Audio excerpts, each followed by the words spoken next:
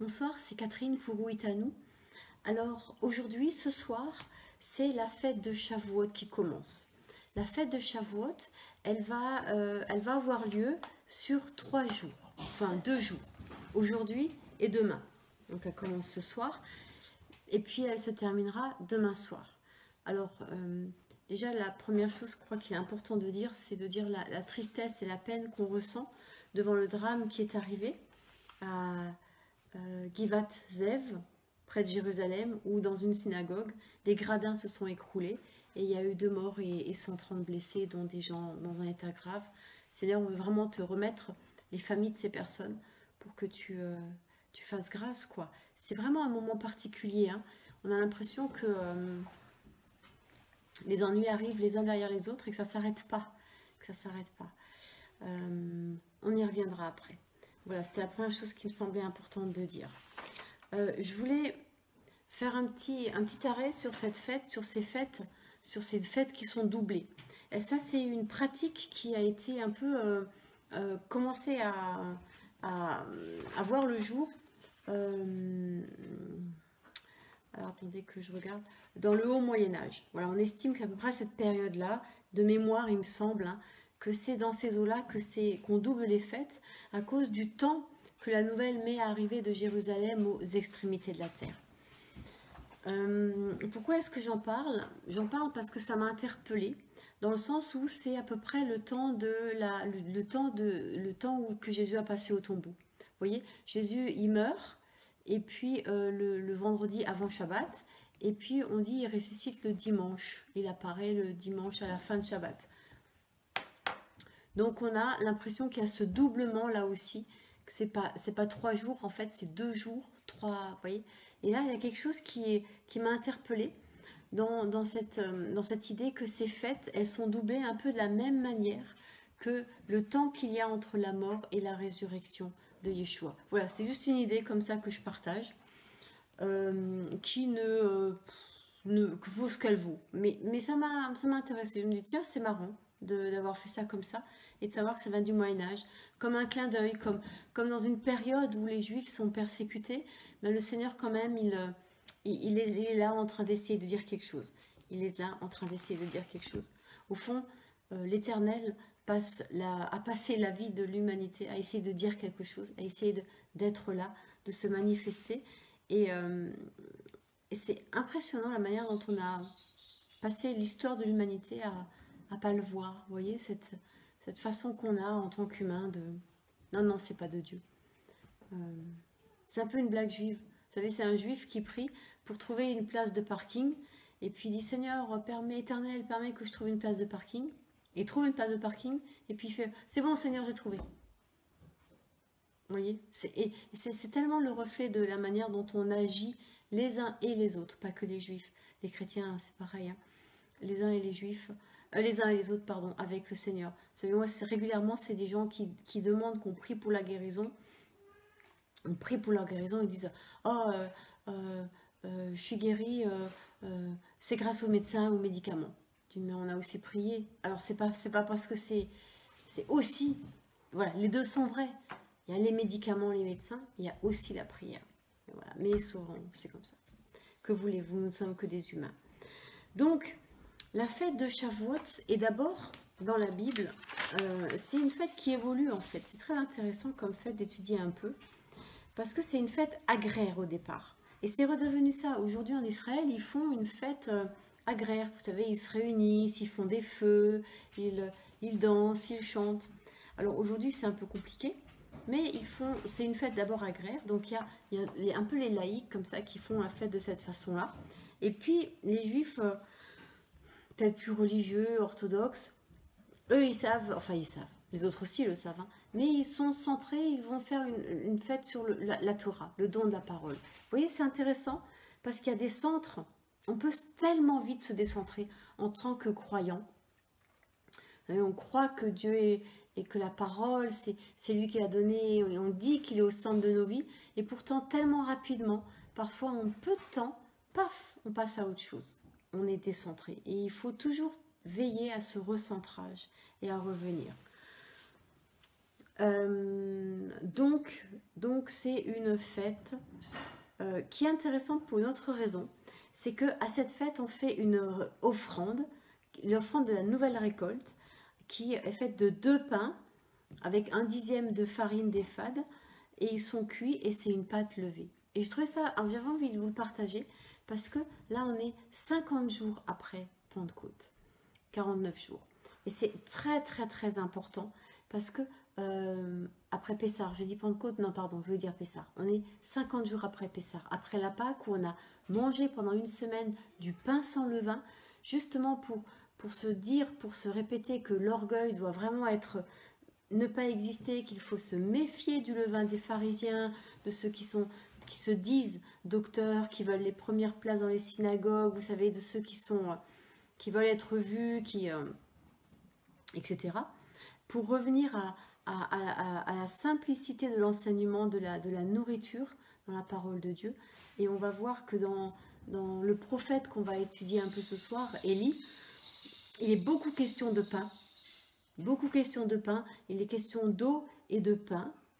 Et c'est très important parce qu'en fait, l'idée qui va être dit, c'est que Élie va survivre avec du pain et de l'eau, mais 100 prophètes vont être cachés par un serviteur d'Akab. Et il va les cacher dans des grottes par groupe de 50. Et eux aussi vont être nourris de pain et d'eau. C'est vraiment la nourriture, le pain de ces prophètes qui vont être gardés, protégés, gardés en vie parce qu'ils sont des prophètes de l'Éternel. Leur nourriture de base va être le pain. Et j'ai trouvé ça vraiment très fort d'entendre ça et de me dire, mais du pain levain, du pain qui a levé. Quel est le levain qui a levé dans leur cœur? Et vous allez voir qu'au chapitre 17, c'est absolument formidable ce qui se passe. Donc on a parlé du levain, ok? Donc, Élie va voir Akab et lui dit que voilà, il n'y aura ces années ni rosée ni pluie, sinon à ma parole. Et j'ai trouvé ça incroyable. Je dis, mais comment est-ce qu'un prophète peut dire à ma parole? Il aurait dû dire sinon à la parole de l'Éternel. Non, il a dit à ma parole. Alors je suis allée voir en hébreu. Et en fait, en hébreu, c'est pas ma parole qui est écrite dans ce passage-là. À cet endroit du texte, c'est écrit de ma bouche. P. Vous voyez? Donc, et du coup, je me suis dit, mais de quelle parole est remplie la bouche d'Élie? Et en fait, c'est à la fin du chapitre que ça va nous être révélé, au travers de, vous savez, donc, Élie, il va aller, donc il va être nourri au bord du torrent du Kérit. Là aussi, hein, c'est important. Le Kérit, parce que c'est près de Sidon. Voilà. Et puis, parce que le mot Kérit, ça veut aussi dire, et ça, c'est important de le savoir, que le mot kérit, ça veut dire, oui, voilà, c'est la tranchée, c'est la gorge. Donc, on a l'idée de quelque chose de tranchant, à noter. Et donc, il va là, et puis à un moment, l'eau se tarit, et l'Éternel l'envoie à Sidon. Alors là, on se demande, mais pourquoi Sidon? Qu'est-ce que Sidon? Mais là, il faut chercher la racine des mots en hébreu. Et Sidon, c'est le lieu de l'abondance, de la pêche. C'est quand même incroyable, hein. Si on connecte ça à Jésus, et un des premiers miracles de Jésus, c'est quand même autour de la pêche miraculeuse. Voilà, on est là dans quelque chose d'intéressant. Donc, Élie va à Sidon, et là, il va même aller à Sarepta. Alors là encore, petit regard, qu'est-ce que Sarepta? Sarepta, c'est le lieu du fondeur, de l'orfèvre, c'est une raffinerie. Alors, si on met tout ça ensemble, ça devient vraiment super intéressant. Kérit, c'est une gorge. C'est comme si toute l'histoire qui va se passer dans les chapitres suivants est résumée dans ces 3 mots. C'est la gorge, et ça rappelle que Élie va faire égorger les faux prophètes au bord d'un torrent, encore une fois. Et puis, ça dit aussi qu'il va à Sarepta, le lieu où doit être raffiné. Et Sarepta se trouve à Sidon, qui est dans l'abondance. Et je veux connecter ça à Élysée. Vous verrez, ça a l'air décousu maintenant, mais vous verrez pourquoi je le connecte à Élysée. Parce que Élysée, ça veut dire Dieu est sauveur. Et c'est comme si dans l'histoire d'Élie, il y avait, vous savez, comme parfois dans nos vies, le Seigneur donne tous les indices dont on a besoin et on n'entend pas et on fonce presque tête baissée dans une situation qui va nous amener au fond quelque part des problèmes. Élie aurait pu, partant du lieu de Sidon, du lieu de l'abondance, partant de Sarepta, de ce lieu où pendant au moins 3 ans son cœur a été façonné, il aurait pu faire grâce. Vous voyez l'idée? L'idée, c'est que c'était vraiment possible pour Élie de faire grâce. De dire, ben moi j'ai vécu dans cette abondance finalement pendant 3 ans, même s'il a mangé que du pain et de l'eau, hein, mais quand même, là le texte dit qu'il y avait du poisson. Et en plus, le poisson, c'est pas anodin. On est vraiment dans les aliments que Yeshua va manger. Le poisson. Mais Yeshua ne va, après sa résurrection, je parle de Yeshua après sa résurrection, il va manger du poisson, mais il ne va pas boire. Il va manger du poisson et du miel, mais il ne va pas boire. Pas de vin, pas d'eau non plus. Donc pas de vin, mais pas d'eau. Oui, voilà. Et puis, surtout, il est le pain de vie. Il est le pain de vie.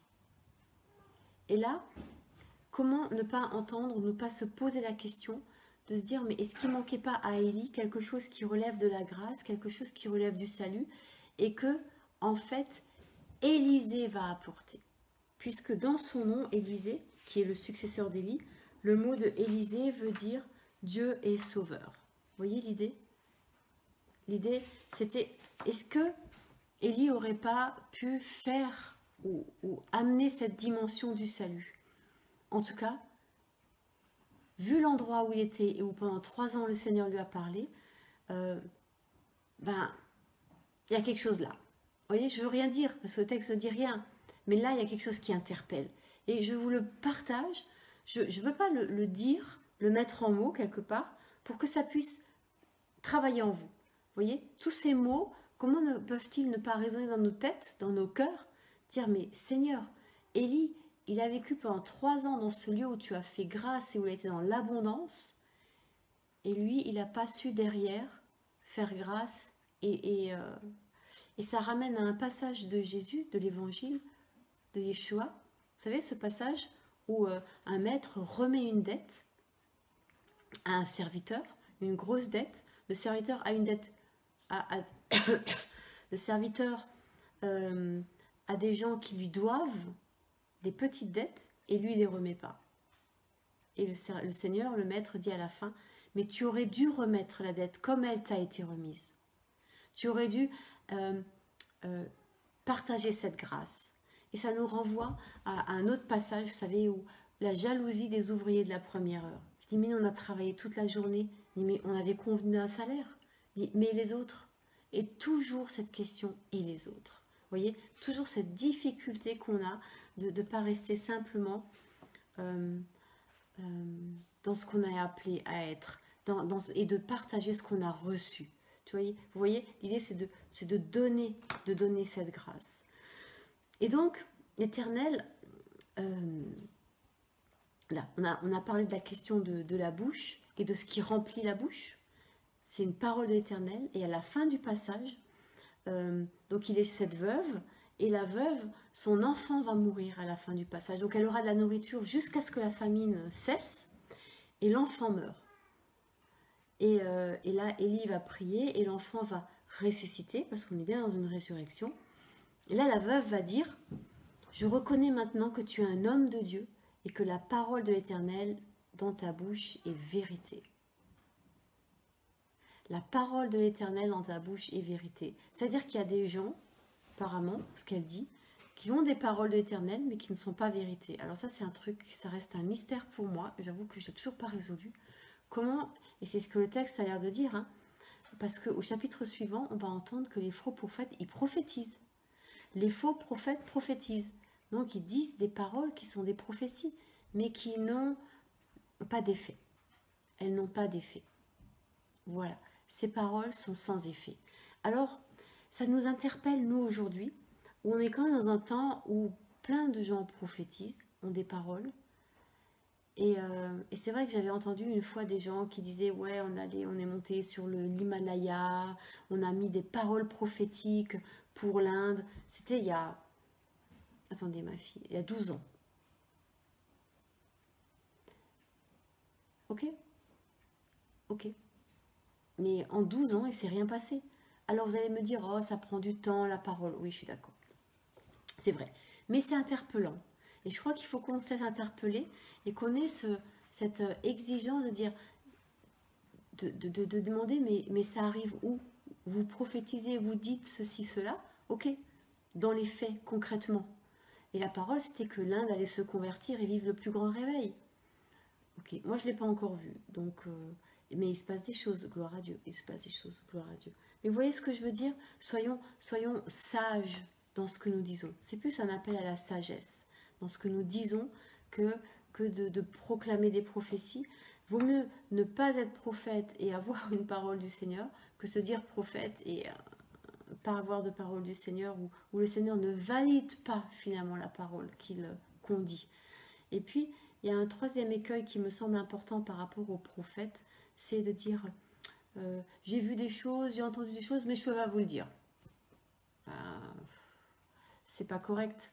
Parce que, pourquoi c'est pas correct? Pourquoi c'est pas correct? Parce que Jésus Yeshua, il est clair. Il dit ce que vous avez entendu dans le secret, dites-le dans la lumière. Voilà. Donc ce qu'on entend dans le secret, dans l'intimité que le Seigneur nous dit, c'est pas pour qu'on s'en vante, sûrement pas. C'est pas pour qu'on dise ou qu'on raconte, oui, le Seigneur m'a parlé, mais je peux pas vous le dire. D'abord, ça fait style, non mais vous êtes trop petit, vous en êtes encore roulé, alors voilà, déjà c'est un peu, c'est pas forcément faux, hein, mais voilà. Et puis l'autre chose, c'est très embêtant, parce que ça contredit la parole. Ça contredit la parole. Si Dieu dit quelque chose à des prophètes, c'est bien pour nous mettre en garde, parce que sinon, là, Élie, il aurait pu dire, bah oui, le Seigneur m'a dit qu'effectivement, il n'allait pas pleuvoir, qu'il y aurait une sécheresse, mais je ne l'ai pas dit parce que vous n'êtes pas mûr pour l'entendre. Et effectivement, Akab n'est pas mûr pour l'entendre, dans le sens où il n'aura de cesse que de retrouver Élie et de le faire tuer. Vous voyez, il ne va pas entendre le message qu'il y a derrière. Et quel est le message qu'il y a derrière? Bien, c'est pas très difficile en fait. Hein. Franchement, au lieu d'avoir soif d'eau, ayez soif de ma parole. Vous voyez l'idée? Voilà, il y a un jeu là sur la soif et la sécheresse. Mais de quoi est-ce qu'on a soif? Et ça renvoie à Jésus dans l'évangile de Jean, le puits de la Samaritaine. Mais je bois cette eau tous les jours et j'ai toujours soif. Et parce que tu as soif de la mauvaise eau. Vous voyez tout ce jeu dans la parole sur l'eau. Si on met tout ça ensemble, mais c'est dire, mais Seigneur, de quoi ai-je soif?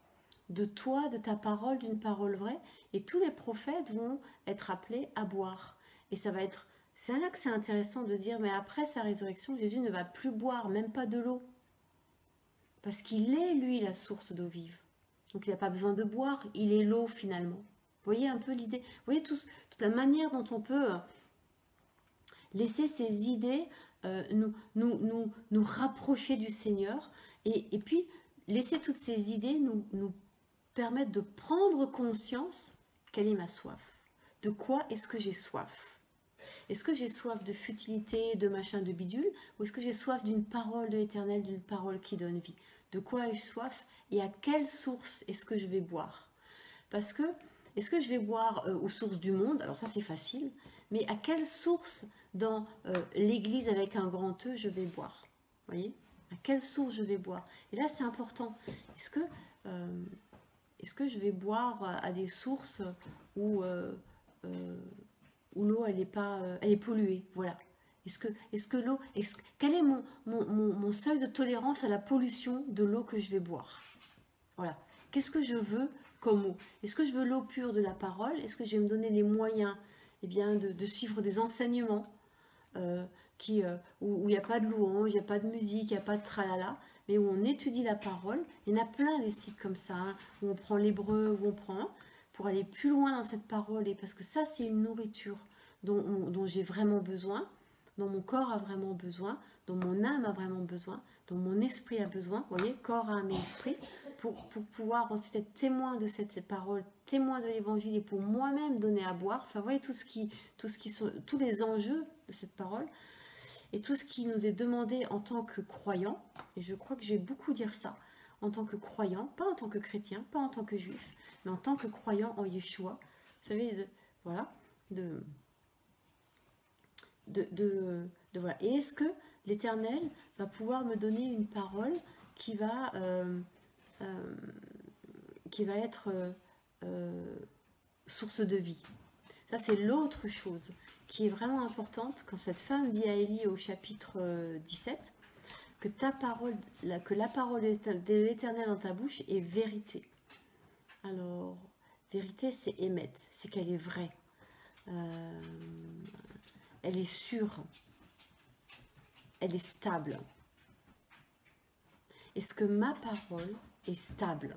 Est-ce que je suis quelqu'un de stable?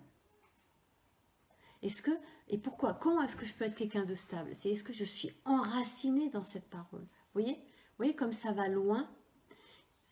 Ce matin, pendant le culte, on a parlé de Caïn et Abel et de la bouche, justement, de ce qui sort de nos bouches. Et de cette phrase malheureuse d'Ève qui va dire, quand elle mettra au monde son premier fils, l'homme que j'ai acquis avec l'Éternel. Et que cette phrase est comme une réponse de Ève quand l'Éternel lui dit, mais ton enfantement, c'est-à-dire le fait d'avoir des enfants et de les élever, ça va être difficile, mais c'est une conséquence que Dieu dit. C'est pas une punition.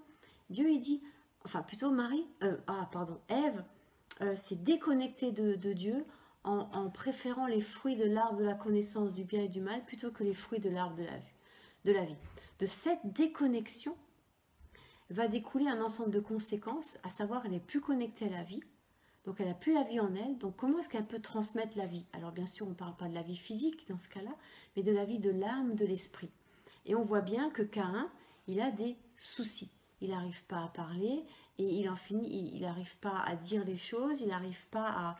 Parce que quand l'Éternel va lui dire à Caïn, le péché est tapis à ton ouverture, Caïn va juste dire à Abel, viens, un impératif, il l'emmène au champ et il le tue. Vous voyez, Caïn, il est dans sa toute puissance, il a le droit de tout faire. Il y a plein de choses et deux, trois choses comme ça, qui vont pas. Caïn, quand l'Éternel le corrige, il perd la face, il est décomposé, et la colère surgit, elle monte tellement fort qu'il en arrive à commettre un meurtre. Donc voilà. Donc Ève, de sa bouche, sort cette parole.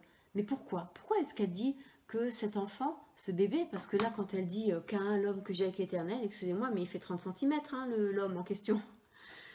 Et en fait, il faut revenir au chapitre précédent, à cette fameuse question de l'enfantement. Et en fait, elle répond à Dieu. Au final, c'est comme si Ève répondait à Dieu. Pas de problème. Si l'enfantement est difficile, eh ben, c'est un homme. Voilà. Et ben, Caïn, il va grandir comme il peut. Voyez l'idée? Qu'est-ce qui sort de ma bouche? Est-ce que ma bouche est remplie de cette parole de l'Éternel? Intéressant aussi de voir que cette parole, eh ben, il y a de l'abondance, parce qu'on est, dans la ville de Si. Alors attendez que je dise pas de bêtises. Non, je suis un chapitre trop loin, moi. Je suis déjà au chapitre 18. C'est pour ça que je ne trouvais plus le nom des villes. Là, on est l'abondance, c'est parce qu'on est à Tyr. Et Sarepta, c'est le fait d'être émondé, c'est le fait d'être purifié. Donc, à la fin du chapitre, la parole d'Élie, elle est abondante, elle amène la vie et elle est purifiée. Ouais, vous avez compris l'idée? Vous avez vu dans ce passage à quel point c'est important et à quel point la question de boire l'eau du torrent, et puis après du vase qui ne va pas se vider, où il y aura toujours de l'eau, de cette provision de l'Éternel, où au fond, ma parole, ma bouche est remplie continuellement de l'eau de la vie. Yeshua. Parce que c'est lui, l'eau de la vie, c'est dans l'évangile de Jean, avec, vous savez, la femme, la Samaritaine au puits. Voilà. Donc, bien des jours s'écoulèrent. À peu près 3 ans, hein, en fait. Hein, donc, c'est vraiment bien des jours. Donc, Élie a eu le temps de vivre ce travail. La troisième année. J'ai dit bien des jours s'écoulèrent, 3 ans. 3 ans. Le chiffre 3. C'est aussi un chiffre de mort, un symbole de mort. On meurt à soi, on meurt à ses propres idées. Donc, on a envie de se dire, on a envie de penser que Élie est prêt pour l'affrontement qu'il va provoquer, puisqu'il va lui-même aller voir Akab et lui dit, ben, rassemble tous les prophètes de Baal et, euh, et puis, euh, et puis on va voir qui est l'Éternel, on va voir qui est Dieu. Mais c'est étonnant parce que Élie va dire plusieurs fois, tac tac tac,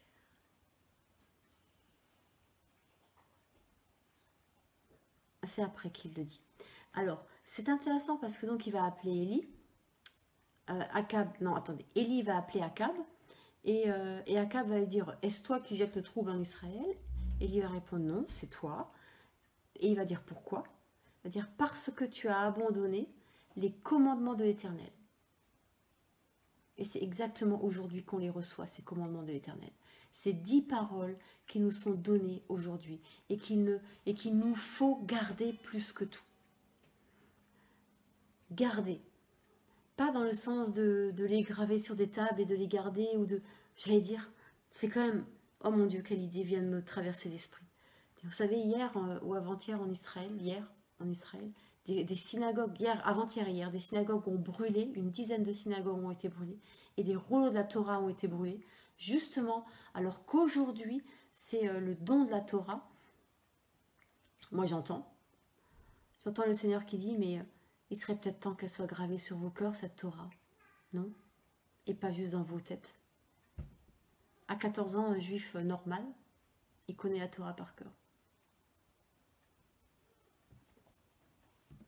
Il la connaît, il l'a mémorisée.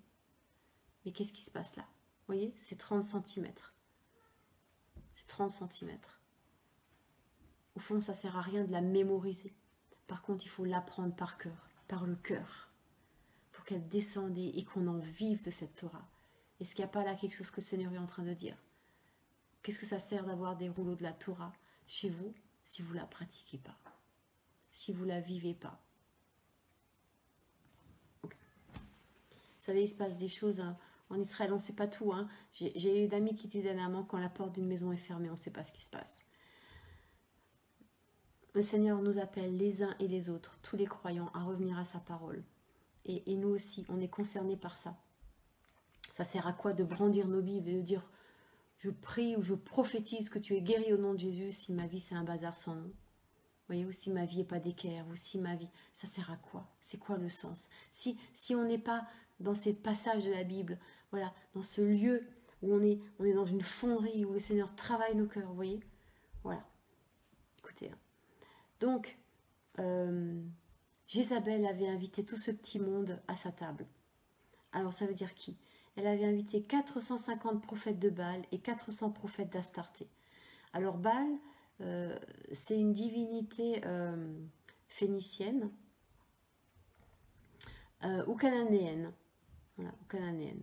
C'est le maître, ça veut dire le maître, celui qui possède. Celui qui possède. Et Astarté,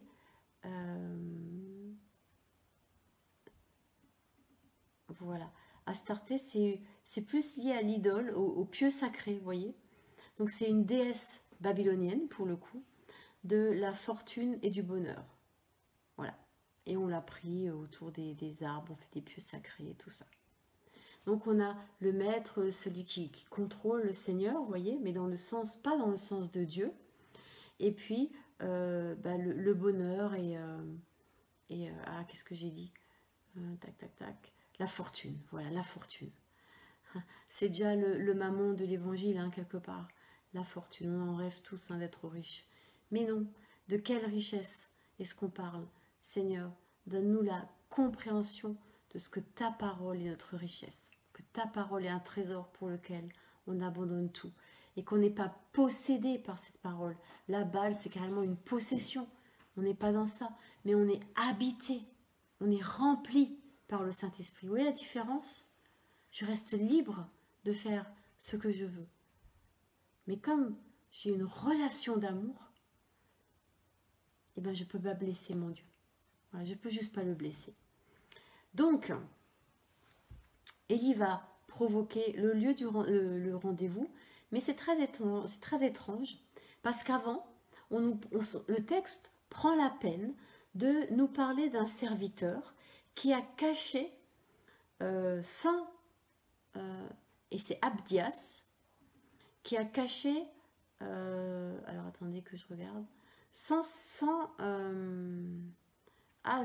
prophètes de l'Éternel dans des grottes par groupe de 50 et qui les nourrit. Ça, c'est absolument incroyable. Et il va dire à Élie, mais t'es pas tout seul. Au fond, il lui dit déjà, t'es pas tout seul. Et vous verrez qu'au chapitre suivant, au chapitre 19, Élie va dire à l'Éternel, mais je suis resté moi tout seul. Et là, on sait que non. Le texte nous dit non, il y en a 100 au moins 100 qui sont cachés. Et l'Éternel répondra encore à Élie en disant, mais il y en a bien d'autres. Il y en a bien d'autres. Alors, on connaît tous l'histoire d'Élie au mont, c'est au mont Carmel, il me semble, hein, que je dise pas de bêtises. Je suis toujours très attentive. Comme j'ai le texte sous les yeux, vous avez dû le comprendre. Oui, au mont Carmel. Et ils se retrouvent au mont Carmel. Et puis là, ils font leur confrontation. Et le Carmel, c'est très intéressant. Parce que le mont Carmel, c'est une campagne fertile, un grand jardin. Mais le mont Carmel est désert. C'est un désert à ce moment-là parce que il y a la sécheresse, il y a eu la famine. Donc, ils vont faire des autels. Et puis, les prêtres, les prophètes, parce que c'est marrant hein, d'ailleurs, c'est que des prophètes. Il n'est pas question de prêtres. Alors que ça pourrait être des prêtres, mais non, c'est chaque fois des prophètes. Mibim, ouais, qui prophétisent. Et là, ils vont prophétiser toute la matinée et ils vont se scarifier, ils vont se frapper, ils vont se machiner et il ne va rien se passer. J'ai un peu du mal hein, avec cette expression, ils prophétisèrent, mais bon, c'est le texte qui dit ça. Vraiment, ça éveille mon attention à cette dimension du prophète, d'être prophète et dire mais attention, parce que la Bible est extrêmement claire concernant les prophètes. Si quelqu'un prophétise, dit une prophétie, fait une prophétie et qu'elle ne s'accomplit pas, il doit être... Eh bien, on verra ça demain. Vous regarderez. Dans le livre, dans Lévitique ou Nombre, je vérifierai. À mon sens, il doit être brûlé. Hein. En tout cas, mais je vérifierai. Mais en tout cas, il passe de vie à trépas. Donc, c'est pas rien hein, d'être prophète. Il faut faire attention. Et le prophète, c'est dans la Bible, il joue pas à dire oui, il y a des trucs qu'on m'a révélés, mais je vous le dis pas. Il est là pour parler. Il est là pour dire ce que l'Éternel lui demande de dire. Il n'est pas là pour avoir des petits secrets là. Ça relève de l'adoration, de l'intimité. Et c'est pas un secret, c'est de l'intimité simplement. Vous voyez, c'est faire attention à des choses comme ça. Il faut vraiment revenir au texte biblique. Mais on a toute une semaine pour bien travailler ces questions-là et pour voir exactement ce qu'il en est sur... D'où ça vient cette question des secrets? C'est Paul. Mais Paul parlait de ce qu'il avait vu en esprit. Et ce n'était pas quelque chose qui relevait de la prophétie forcément. Mais on le vérifiera. Donc voilà. Donc... c'est au tour d'Élie et il prépare l'autel et il fait l'autel exactement comme c'est demandé par l'Éternel dans le Premier Testament. Il construit l'autel, il coupe le taureau en morceaux, très simplement, hein, très sommairement, et il met 3 fois de l'eau, encore une fois 3 fois, donc voilà. Et puis il invoque l'Éternel et puis en disant mais réponds-moi. Alors attendez, comment est-ce qu'il dit? S'avança et dit Éternel Dieu d'Abraham, d'Isaac et de Jacob et d'Israël, pas de Jacob, d'Israël. Ça c'est très important. Pourquoi il dit pas Dieu de Jacob mais Dieu d'Israël? Eh bien vous regarderez dans le texte, dans l'histoire de Jacob, chaque fois que Jacob est nommé Jacob, est appelé Jacob, avant son combat avec l'ange, hein, c'est qu'il est dans sa dimension humaine, matérielle, presque du péché, quoi. Quand on l'appelle Israël, c'est qu'il est connecté à l'Éternel. Voyez, Israël, quand il est dans le texte biblique appelé Israël, c'est qu'il est pleinement connecté à l'Éternel, c'est qu'il suit l'Éternel. Israël, c'est suivre l'Éternel. C'est important dans les temps dans lesquels on est. Il faut qu'Israël redevienne Israël et que ce Israël se remette à suivre l'Éternel. Après, l'Éternel les conduira. Je veux dire, l'Éternel nous montrera nos péchés. Vous voyez, mais qu'on ait lâché sa main, c'est l'évidence même, à mon sens. Parce que rien que dans nos vies, c'est comme ça. Et puis, il faut qu'on revienne individuellement à l'Éternel, les uns et les autres. Ismaël, Israël, vous voyez. Et puis les goïms, on a tous besoin de revenir à l'Éternel, à la sainteté de l'Éternel. On a tous besoin, un jour comme aujourd'hui à Shavuot, se retrouver au pied de la montagne et recevoir la parole de l'Éternel. Et que nos bouches soient remplies de sa parole. Donc le feu prend, etc., etc.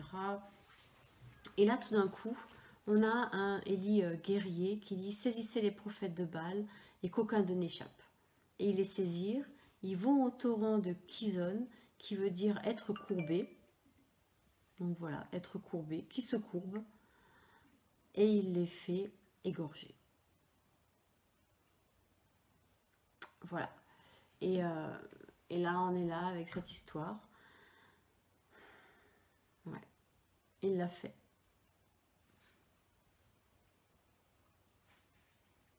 J'ai toujours pensé qu'il y avait un truc qui clochait. Et que ce n'était pas exactement ce que le Seigneur voulait. Le Seigneur ne veut pas que les uns ou les autres meurent. Mais il veut qu'on revienne à l'Éternel.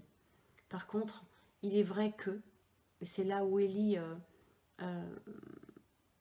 entre guillemets, avait raison, parce qu'il ne s'agit pas d'avoir raison ou tort, mais quand quelqu'un ne veut pas, il a le droit. Mais la conséquence de son non au Dieu de la vie, c'est la mort. Vous voyez l'idée? Et là, au fond, ce qu'Élie montre, c'est qu'ils ont été au bout. Ils ne se sont pas repentis à aucun moment. Et là, la seule chose, la seule conséquence de cette attitude, c'est la mort. Et Jésus met en garde, Yeshua met en garde contre ça aussi. Quand il dit « Méfiez-vous de celui qui peut tuer et le corps et l'âme. Celui qui peut tuer que le corps, il tue que le corps. Mais attention, attention, ne perdez pas votre âme. Au fond, ne perdez pas l'éternité. » Et Paul le dit aussi, hein, il dit « J'ai remporté la victoire, j'ai gagné, j'ai gardé la foi. » C'est ça le trésor. Le trésor, c'est ma relation avec l'Éternel. Élie va dire à Akab d'aller manger, que la sécheresse est finie. Effectivement, la sécheresse se termine. Mais le serviteur est quand même envoyé 7 fois. 7 fois qui est un chiffre parfait. Pourquoi 7? C'est une création. Les choses se recréent. Vous voyez? Élie vient de faire mettre à mort tous ces prophètes qui, au final, n'ont pas voulu se repentir, n'ont pas plié le genou devant l'Éternel. Donc, ils ont été agenouillés pour être égorgés. Vous voyez l'idée? C'est que c'est pas d'eux, ils n'ont pas plié le genou, alors que c'était ce qu'il fallait faire. Finalement, c'est ce que dit le texte quelque part. C'est ce lieu où on plie le genou, ils ne l'ont pas plié, ils ont été égorgés. Et là, la vie revient. La vie revient au bout de 7 allers-retours, comme si ce chiffre de 7, toujours aussi symbolique dans la création, sachant que Dieu a créé le monde en 6 jours et le 7e jour c'est Shabbat et il se repose. Et là, eh bien, on a le passage 1 Roi 19. L'histoire d'Élie va sur 3 chapitres en fait. Akab va raconter à Jézabel ce qui s'est passé, mais il met l'accent sur le fait que Élie a tué les prophètes. Vous voyez, on raconte les choses d'une manière ou d'une autre, hein, finalement. Il met l'accent là. Alors Jézabel envoie un messager à Élie pour lui dire, mais tu vas payer pour ça. Donc là, pareil, pas de repentance, pas de retour à l'Éternel. Alors que c'est le message que porte Élie. Revenez à l'Éternel. C'est ce qu'il dit quand il prie pour que le feu descende du ciel, mais qu'il te reconnaisse.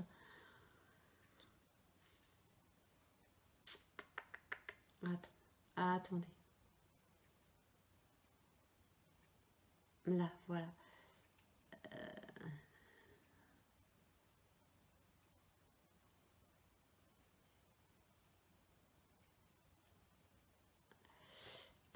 Réponds-moi, Éternel, que ce peuple reconnaisse que c'est toi, Éternel, qui est Dieu. Et que c'est toi qui ramènes leur cœur. Vous voyez, reconnaissent, qu'ils sachent, qu'ils connaissent, et que c'est toi qui ramène, qui entoure leur cœur, qui prend soin. Donc on est vraiment dans cette idée de revenir à l'Éternel, et ils ne veulent pas. Donc la conséquence, c'est la mort. Mais vous voyez, c'est là où, bon sang, si seulement ils avaient voulu. Mais on ne peut pas forcer. On ne peut pas forcer. Je prie de tout mon cœur que dans la situation dans laquelle on vit en Israël, que les uns et les autres viennent à l'Éternel. Que les Palestiniens se rendent compte à quel point Ismaël, leur ancêtre, a adoré l'Éternel, et qu'ils reviennent à leurs origines, à leurs véritables origines, au Dieu de la Bible, et qu'ils retrouvent cette fraternité avec Isaac. Amen.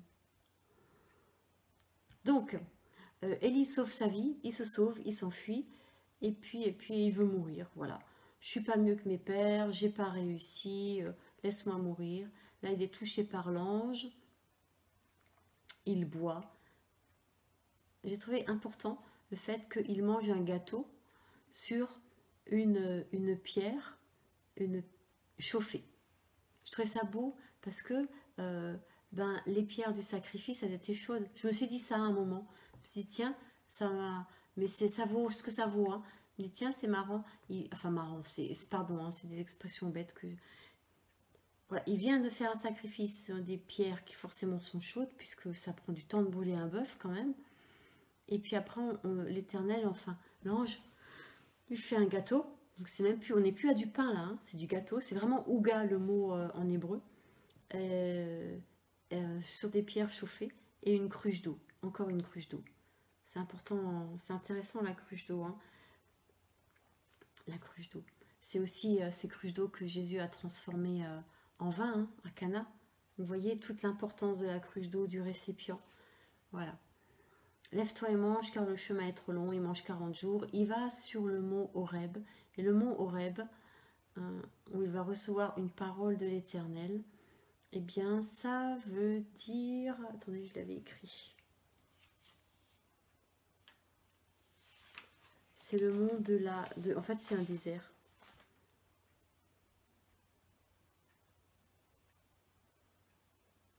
Voilà.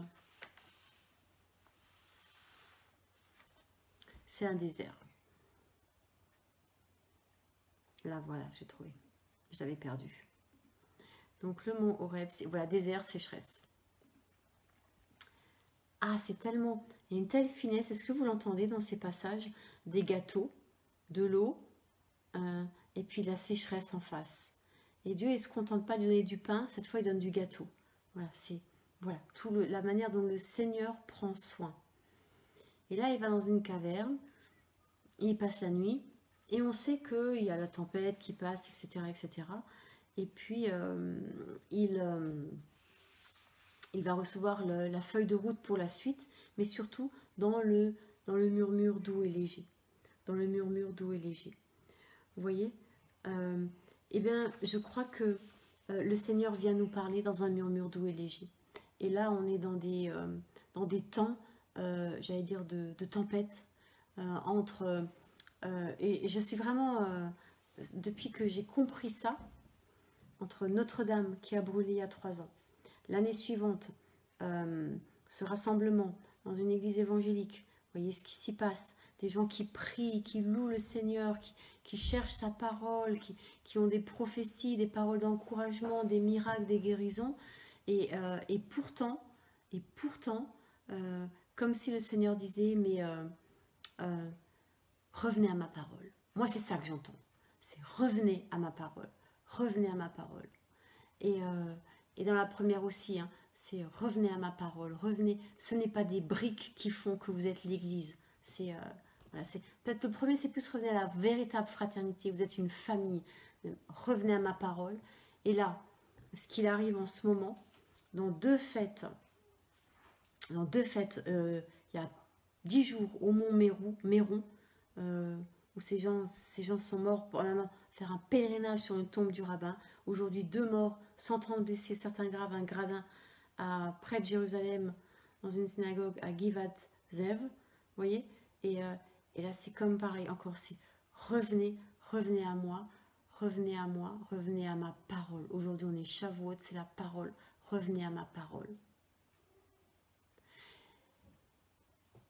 Et pas dans les grands rassemblements forcément, parce que la synagogue là c'était un grand rassemblement, mais là dans l'intime, le secret. Je suis pas du tout en train de dire que c'est le Seigneur qui a fait ces choses-là, mais il parle au travers de ces choses-là. Vous voyez ce que je veux dire? C'est pas lui qui a provoqué toutes ces catastrophes. La Covid, c'est pas lui non plus, hein, on est bien d'accord. Mais il parle au travers de ça. Il parle au travers de ça. Et la Covid fait quoi? Moi, je viens de passer une semaine confinée, hein, parce on était censé avoir la Covid. Mais ça a été un tel bonheur d'être là dans l'intimité du Seigneur. Vous savez, de ne pas pouvoir sortir, de ne pas pouvoir courir, de ne pas pouvoir d'être là, juste là, avec lui. Ça a été merveilleux. Et ce texte-là me dit, mais Seigneur, tu as d'un côté le feu, le spectaculaire, tout ce qui arrive, le monde qui se met en branle, et tout ce qui se passe, ces gens qui... C'est, oh Seigneur, mon Dieu, mais quelle horreur! Et puis, d'un autre côté, rentrez chez vous. Rentrez chez vous. Écoutez ma parole.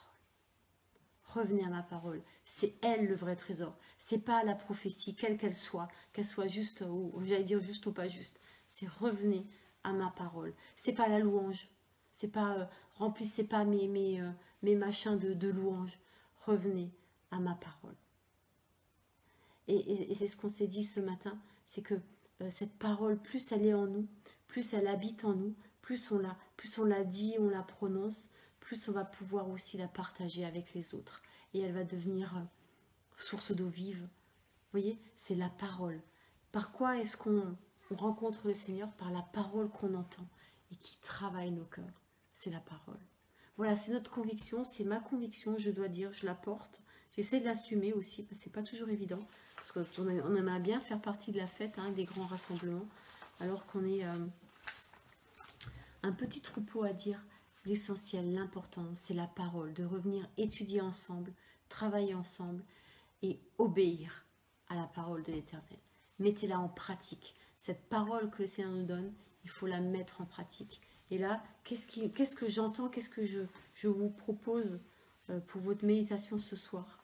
Eh bien, ou jusqu'à demain, hein, c'est ce passage, cette idée de ce que j'ai partagé, que Élie va aller dans ce lieu, à Sarepta, qui est un lieu où il est façonné, à Sidon, qui est le lieu de l'abondance, de la pêche, vous savez, la pêche, le témoignage, que ces choses-là, Seigneur, mais continue à nous façonner pour nous envoyer à la pêche, pour que cette abondance de ta parole en nous qui nous façonne, on puisse la, vous voyez, on puisse la partager et que des gens puissent alors reconnaître que tu es éternel Dieu et dire, comme à la fin du chapitre 17, à la fin du chapitre 17, voilà, cette femme qui dit, je reconnais maintenant que tu es un homme de Dieu et que la parole de l'Éternel dans ta bouche est vérité. Ça fait quand même 3 ans qu'ils sont ensemble. Hein. Enfin, ils vivent pas ensemble, hein, mais qu'ils se côtoient. 3 ans avant qu'elle lui dise ça. Donc, vous voyez, je reconnais maintenant. C'est-à-dire qu'il y a eu d'autres paroles. Mais maintenant, elle reconnaît. Parce que ce qu'il a dit est arrivé. Et est arrivé ce qu'il a dit. Vous voyez, que ma parole, qu'on ait cette... Comment on va dire? Qu'on ait cette justesse dans notre parole. Qu'on ait ce regard sur les événements. Dire, mais Seigneur, mais qu'est-ce que tu fais? Mais regarde là, mais ah oui, mais là, ça c'est être prophétique. Vous voyez, le prophète est celui qui sait lire les événements. Jésus l'a dit, hein, quand vous voyez le ciel gris, vous savez le temps qu'il va faire. Quand on voit les événements arriver, on sait ce que l'Éternel veut dire. Et il n'y a pas de prophète aujourd'hui, parce que l'Esprit est répandu sur toute chair. Donc il n'y a plus des grands prophètes comme Élie, mais on est tous capables, parce que quoi? Et parce qu'on a tous ça, on est capable de dire, ah ouais, mais là, attends, Seigneur, tu es en train d'agir. Mais là, attends, Seigneur, le message, c'est revenez à ma parole. Mais là, Seigneur, c'est l'église, c'est pas des murs, c'est nous. Vous voyez ce que je veux dire? On sait tous le faire, pas besoin d'être prophète pour ça. Maintenant, il faut le vivre. Alors, soyons encouragés et vivons la parole de l'Éternel. Bonne soirée, soyez bénis et à bientôt.